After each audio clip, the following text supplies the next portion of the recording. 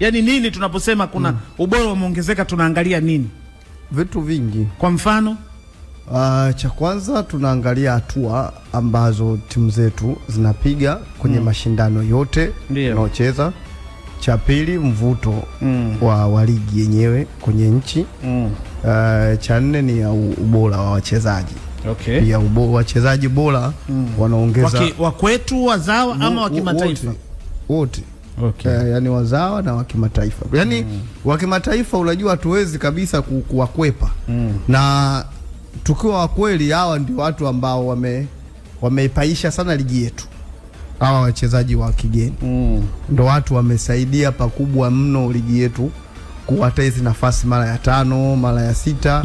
Ni hawa wachezaji wa kigeni. Okay. Umeelewa? Kwa sababu hata ukitazama tu, kwa mfano, wasinge kuwepo kwenye hizi timu, mfano tunacheza wenyewe, ingekuwaje? Kwa sababu sisi wachezaji wetu nzuri tunawajua, tunawaona kwa quality, na umeona sasa hivi tunafanya sana vizuri kwenye vilabu. Hata quality ya wachezaji wa kigeni wanaokuja sasa hivi ni wachezaji wazuri sana. Okay. Umeelewa? Ndio kuna nyakati sisi tulikuwa tunasajili wa Tanzania, tulikuwa tukisajili mchezaji anatokea Kenya tu hapo. Watu wanapiga chinja. Watu mchezaji tumemchukua toka Kenya, mchezaji tukimtoa Rwanda tu hapo. Uganda. Yaani sisi ilikuwa Kenya, Rwanda, Uganda. Ndio maeneo yetu. Unajua hata Zambia hapa tulikuwa tugusi hapa.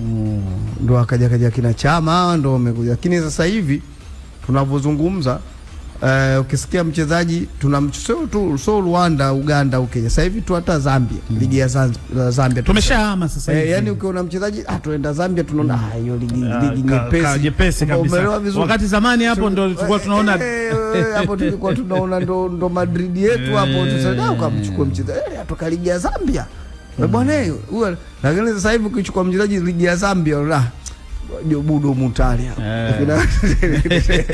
Umeelewa vizuri? Sasa hivi mtu anakusikia hapa Kongo. Umeelewa? Mtu kakaa hapa Senegal, Egypt, bwana maneno Morocco, South Africa, watu ndio wana